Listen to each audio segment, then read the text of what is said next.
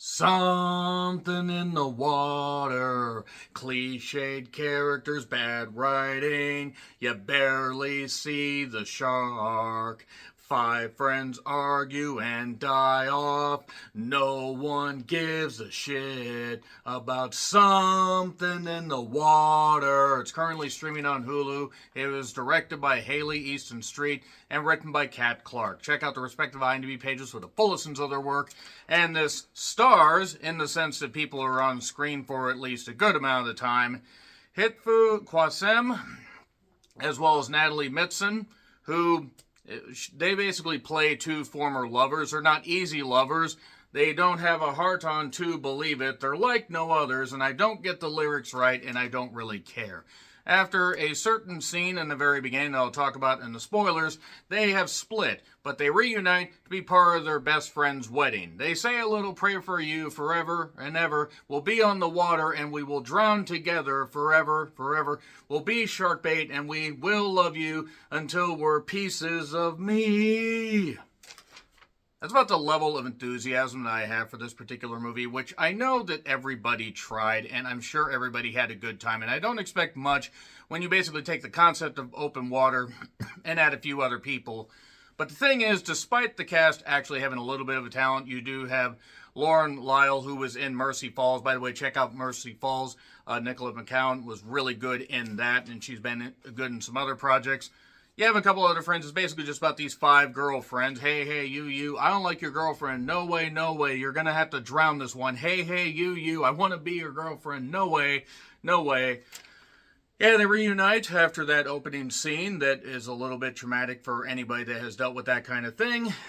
After a little bit of setup, they get on a boat, what looks like a banana boat. They go to an island paradise. Two are left stranded, basically Meg and Kayla, to hash out their differences, while Lizzie, played by Miss Lyle, is ready to prepare for her wedding. But unfortunately, there's a shark, and then they get picked off, and that's about your lot right there. Will these two lovers reunite? Does it matter? No, it really fucking doesn't. Look, as far as shark movies go, this is minimalist as fuck. And when you do see the shark, oh boy, oh goodness me, oh my, down on the bayou, I think they actually just paid most of the money to have this shot at some beautiful tropical locations. Not that I expect much from a shark movie that's 85 minutes long, that takes literally just over a quarter of that to, and actually just about a third, to have the first shark attack, and then nothing really of note occurs here. It's on Hulu if you want to check it out. I'm going to get into spoilers. 3, 2, 1, and spoilers now. So yeah, the beginning scene was Meg and Kayla, in a relationship for summer. They're from the UK, some part of the UK. I don't know where. They're in some part of the UK for this, and yeah, basically because Kayla decides to kind of get upset at some girls that are using some bad gay slurs. Meg ends up getting her ass kicked, and Kayla can't do anything, and that separates them. And then we find out why a little bit later, kind of, maybe, sort of. We have Ruth, who wanted to run a marathon. We have Cam, who planned this whole thing. We have Lizzie, who's going to get married. They get reunited, they go out on this boat, and then basically Ruth ends up getting her leg gashed. This is after a stingray scare. Oh no, Steve Irwin, settle down. Oh, wait, he's dead. But Ruth ends up getting her leg gashed, and she dies when they're trying to float to safety, because in their efforts to get the boat out of there, they run over the Great Barrier Reef, I think that's the term, and now their boat is taking on water. Instead of paying attention to this stuff, and I know they were trying to rush their friend back to safety, but seriously. By the way, the reason that Meg and Kayla, were wet and had to swim to goddamn, where they were, is because they were left on this particular part of this island to hash out their differences. People don't actually have to be together. It's perfectly all right. Look, naturally, when something like that happens, it could change a relationship, and that is terrible that anybody feels like they can't be who they truly are.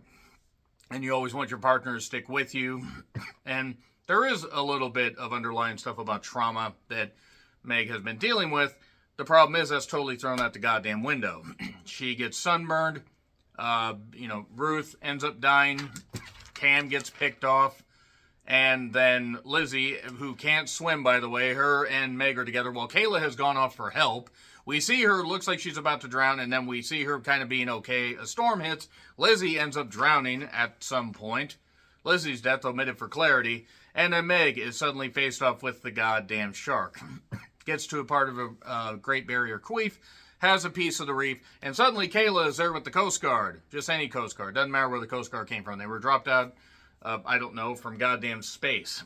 Interesting Coast Guard. What coast are they guarding out in space? I'd like to see that movie. They end up racing to get Meg. They get Meg, and now Meg and Kayla are reunited. That's it. That's literally the entire movie. There is nothing to this. I mean, literally nothing to this. Yes, you get them sharing stuff. Yes, it turns out that Kayla was actually going to propose to Meg the night of the attack, but that ended up kind of getting a little bit, nullified on account of the attack, and also because other things were going on. But the lesson here, kids, is, I don't know, don't go near the goddamn water. There's nothing to this. It's on Hulu if you want to check it out. It gets an F. It's not good. Something in the water. Yeah, and that something is bullshit. So agree, disagree with what I said, like, share, subscribe, Twitter handle in the description. I'm John Rickland. I'll see you soon.